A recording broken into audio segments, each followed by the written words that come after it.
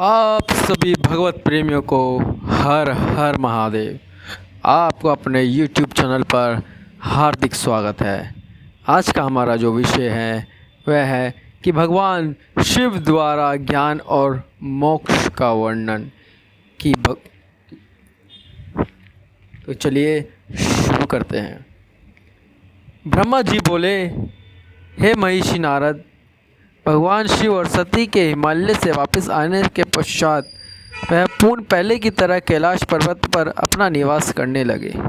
एक दिन देवी सती ने भगवान शिव को भक्ति भाव से नमस्कार किया और कहने लगी, हे देवादिदेव महादेव कल्याण सागर, आप सभी की रक्षा करते हैं। हे भगवान, मुझ पर भी अपनी कृपा दृष्टि कीजिए। प्रभु, आप परम पुरुष और सबके स्वामी हैं। आप रजोगुण, तमोगुण और सत्वगुण से दूर है। आपको पति रूप में पाकर मेरा जन्म सफल हो गया। करुण निदान, आपने मुझे हर प्रकार का सुख दिया है तथा मेरे हर इच्छा को पूरी किया है, परंतु अब मेरे मन तत्वों की खोज करता है। मैं उस परम तत्व का ज्ञान प्राप्त करना चाहती हूँ जो सभी को सुख प्रदान करने वाला है, जिसे पाकर जीव संसार के दुखों और मोह माया से मुक्त हो जाता है और उसका उद्धार हो जाता है।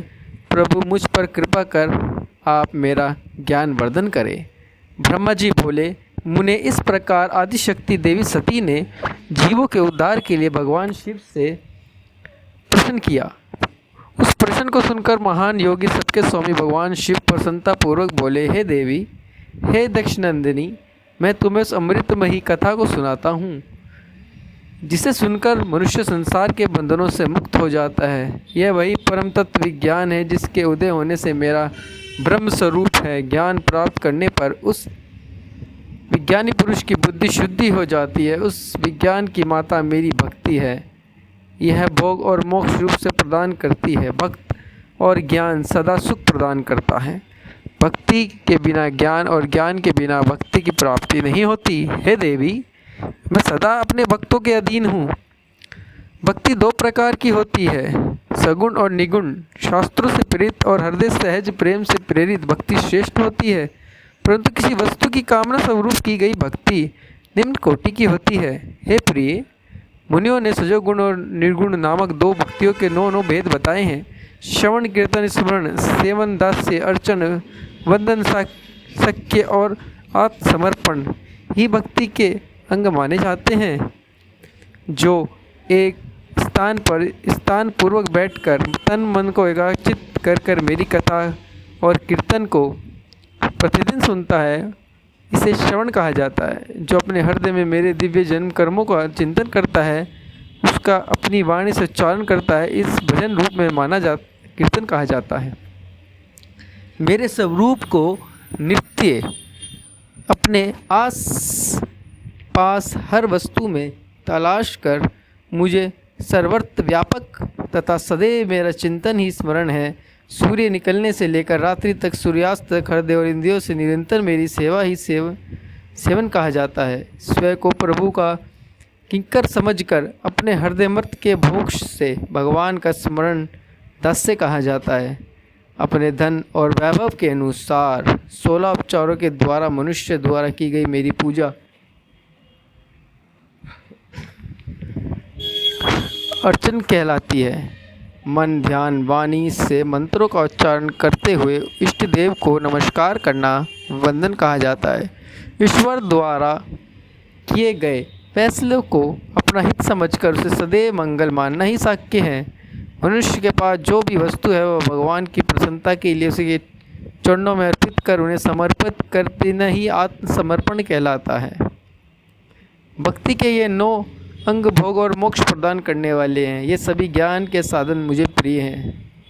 हे गौरी, मेरी सागोपांग मुक्ति, ज्ञान और वैराग्य को जन्म देती है। इससे सभी अभिष्ट फलों की प्राप्ति होती है। मुझे मेरी भक्ति बहुत प्यारी है। मुझे मेरे भक्त बहुत प्यारे हैं। तीनों लोकों और चारों युगों में भक्ति के समान दूसरा कोई भी सुखदायक मार्ग नहीं है। कलयुग में जब ज्ञान और वैराग्य का ह्रास हो जाएगा, तभी भक्ति ही शुभ फल प्रदान करने वाली होगी। मैं सदा ही अपने भक्तों के वश में रहता हूँ। अपने भक्तों के विपरीत स्थिति में सदैव सहायता करता हूँ और उनके सभी कष्टों को दूर करता हूँ। मैं अपनी भक्तों का रक्षक हूँ। ब्रह्मा जी बोले। नारद देवी सती को भक्त और भक्ति का महत्व सुनकर बहुत प्रसन्नता हुई। उन्होंने भगवान शिव को प्रणाम किया और पूर्ण शास्त्रों के बारे में पूछा।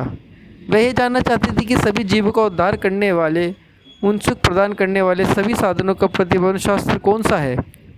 वह ऐसे शास्त्र का महात्म्य सुनना चाहती थी। सती का प्रश्न सुनकर शिव जी प्रसन्नतापूर्वक सब शास्त्रों के विषय में देवी सती को बताया। महेश्वर ने पांचों अंगों सहित तंत्र शास्त्र, यक्ष यंत्र शास्त्र तथा देवेश्वरों की महिमा का वर्णन किया। उन्होंने इतिहास की कथा भी सुनाई, पुत्र और स्त्री के धर्म की महिमा भी बताई। मनुष्य को सुख प्रदान करने वाली वैदिक शास्त्र और ज्योतिष शास्त्र का भी वर्णन किया। भगवान शिव ने भक्तों का महात्म्य और राजधर्म भी बताया। इस प्रकार भगवान शिव ने सती को उनके पूछे सभी प्रश्नों का उत्तर देते हुए सभी कथा सुनाई। आपको ये वीडियो कैसी लगी? अच्छी लगी तो लाइक करें, शेयर करें, चैनल को सब्सक्राइब करें और बार बार वीडियो देखते रहें। हमारी जो भी नया वीडियो आ रही है उसे देखने की कृपा करें। तब तक हर हर महादेव।